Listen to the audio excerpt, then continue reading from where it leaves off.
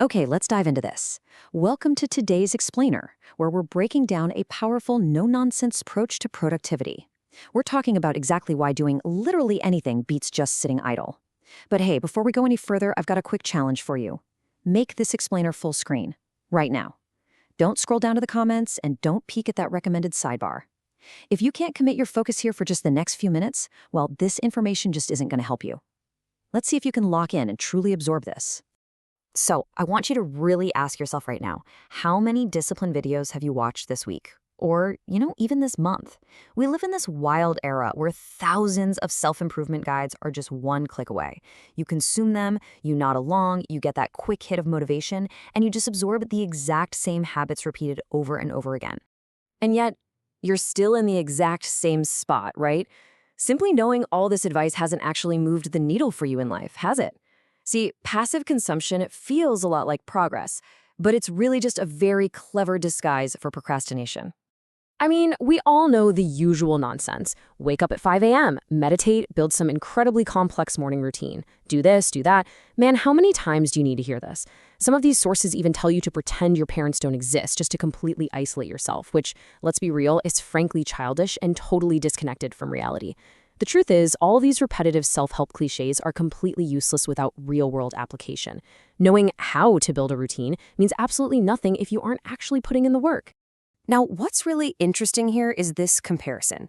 Imagine a Flipkart or Amazon delivery driver setting out for the day with a truck totally packed with packages, but they have absolutely no delivery addresses. What happens? They just drive around aimlessly, burning gas and wasting time. That is exactly what you are doing if you don't have a solid 1 to 6 month plan for your life.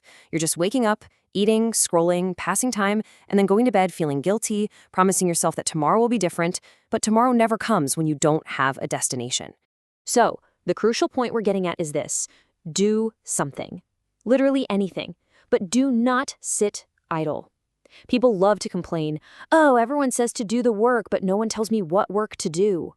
Listen carefully to this. This isn't school anymore. No one is coming to write your homework on a chalkboard for you. If you're waiting for someone to hand you a step-by-step instruction manual for your own life before you take a single step, you are setting yourself up for failure. Let's look at a pretty radical example of this. Say you need to figure out how to make money, but you're completely stuck, and you just don't know where to start.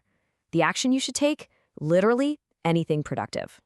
Even doing push-ups. I know, it sounds totally disjointed. Like, how on earth do push-ups bring you wealth, right? But the actual act of doing them breaks that physical and mental cycle of idling. You are demanding action from yourself. Just to be clear, this doesn't mean resorting to destructive habits. It means actively engaging in something, anything, productive to just break that paralysis. We actually see this concept echoed across some very different cultural touchpoints. On one side, we have the rain dance analogy referenced by Andrew Tate. If you're a farmer in a drought, sitting around crying about your dying crops does absolutely nothing. You do the rain dance. On the other side, we have the classic movie Lagan, where the villagers also danced during a severe drought hoping for rain. Now, regardless of the context, the underlying principle is exactly the same. Taking action in the hopes of a positive outcome is vastly superior to just sitting passively and accepting defeat. And this brilliantly illustrates what we call the action mentality. It's this psychological state where the sheer act of doing something completely overrides the paralysis of overthinking. When you start moving, even if it's just practicing a random skill or recording a terrible first video, you build momentum. You figure things out along the way. You learn what actually works and what doesn't. Listen, if you wait to become perfect, you will never even start. You have to do something first and then improve it later. Which brings us to a massive realization. Are you distracted or are you just aimless? People absolutely love to blame external distractions for their lack of progress. But let's actually evaluate this for a second. If you don't even have a basic plan for your life, how can you claim to be distracted from it?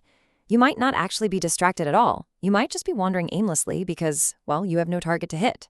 Let's clarify what true distraction actually means in this context. Distraction means you have a concrete plan, like a plan to build your physique, a plan to learn English, or a plan to start a business and earn some real money. You know exactly what you need to do today, but instead of executing that important task, you consciously choose to do something else. If you have that concrete plan and you still choose to play games or scroll through videos, then yeah, you're distracted. Abandoning the plan, that is distraction. So, let's talk about the biggest culprit of distraction today: 60 minutes. That is likely the absolute bare minimum amount of time you are wasting on Instagram every single day. Look, if you aren't running a business on there, if you aren't actively earning money from that platform, and you're just using it to look cool or consume what everyone else is doing, you are quite literally wasting your life. And please, don't fool yourself by saying you use it to, quote, gain knowledge. You are not getting deep, applicable knowledge in 30-second bursts. The real danger, though, is what this does to your brain chemistry. Dopamine is the chemical that makes you feel good. Historically, humans got this naturally through real achievements. You know, that incredible feeling you get when you finish a grueling workout or finally close a book after hours of studying. But today, short-form content gives you that exact same chemical hit for doing absolutely nothing. You lie on your bed, swipe a finger, and boom, you flood your brain with dopamine. It completely fries your dopamine system, entirely killing your drive to pursue those real, hard-earned achievements. And sadly, the damage doesn't stop there. 15 seconds. That is how quickly you're training your brain to switch its focus with short-form content. You're actively teaching your mind to have a shorter attention span than a goldfish, basically proving it doesn't need to hold attention on anything for longer than 15 seconds. No wonder the average attention span has plummeted.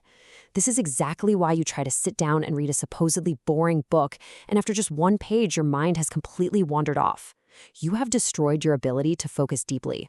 The sad truth is that we've completely forgotten how to be bored. Think about it. In the past, when people got bored, they'd sit quietly with their thoughts, or that very boredom would physically drive them to get up and do some actual work. Now, the second there's a lull, waiting in traffic, standing in a line at the store, we mindlessly reach into our pockets for endless, cheap stimulation. We never give our minds the quiet, empty space required to spark real, productive action. Okay, let's move forward and see how this builds into a real, actionable solution. It is time to take control back. First, you need to ruthlessly delete distracting apps like Instagram and Snapchat. Just cut the cord.